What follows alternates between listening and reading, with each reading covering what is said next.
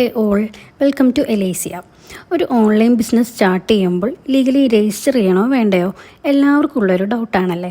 എന്നാൽ അത് നിർബന്ധമായി നമ്മൾ ചെയ്തിരിക്കണം. നെയിമും ലോഗവും മാത്രവും പോരാ, ലീഗലായുള്ള പ്രൊസീജിയേഴ്സ് ഓൾസോ നമ്മൾ ചെയ്തിരിക്കണം.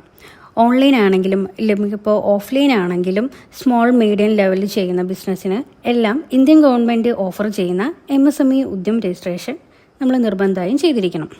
പിന്നെ MSME എന്ന് പറഞ്ഞാൽ full form micro small medium enterprises എന്നാണ്.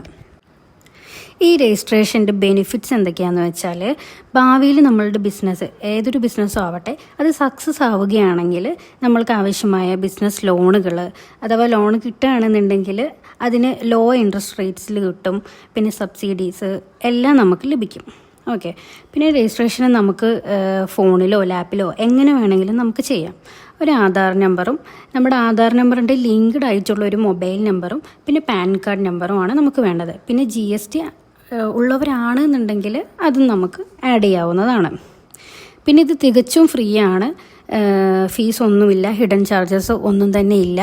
പിന്നെ നമ്മൾ സ്കാമിലൊന്നും പോയി പെടരുത്.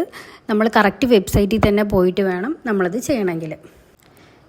ഇനി നമുക്ക് രജിസ്ട്രേഷൻ എങ്ങനെയാണ് ചെയ്യാമെന്ന് നോക്കാം. ഗൂഗിളിൽ പോയിട്ട് ഉദ്യം രജിസ്ട്രേഷൻ പോർട്ടൽ എന്ന് സെർച്ച് ചെയ്യുക. www.udyamregistration.government.in എന്ന സൈറ്റിലേക്കാണ് നമ്മൾ പോവുക. അതിൽ രണ്ടാമത് വരുന്നത് സെലക്ട് ചെയ്യുക. അപ്പോൾ ഇതുപോലൊരു പേജ് ഓപ്പണായി വരും. നെക്സ്റ്റ് അതിൽ വിസിറ്റ് ഉദ്യം രജിസ്ട്രേഷൻ പോർട്ടൽ എന്ന ഓപ്ഷൻ സെലക്ട് ചെയ്യാം. അപ്പോൾ ഇതുപോലൊരു പേജ് ലോഡായി വരും. കുറച്ച് ടൈം എടുക്കും, എന്നിട്ട് ലോഡായി വരും. അതിൽ വെൽക്കം ടു രജിസ്റ്റർ ഹിയർ എന്നതിലെ ഫസ്റ്റത്തെ ഓപ്ഷൻ ചൂസ് ചെയ്യുക. Next Aadhaar number OTP validate ചെയ്യുക. പിന്നെ ബാലൻസ് എല്ലാ ഡീറ്റെയിൽസും ഫിൽ ചെയ്യുക. അപ്പോൾ ലാസ്റ്റ് സർട്ടിഫിക്കറ്റ് കിട്ടും വിത്ത് രജിസ്ട്രേഷൻ നമ്പർ.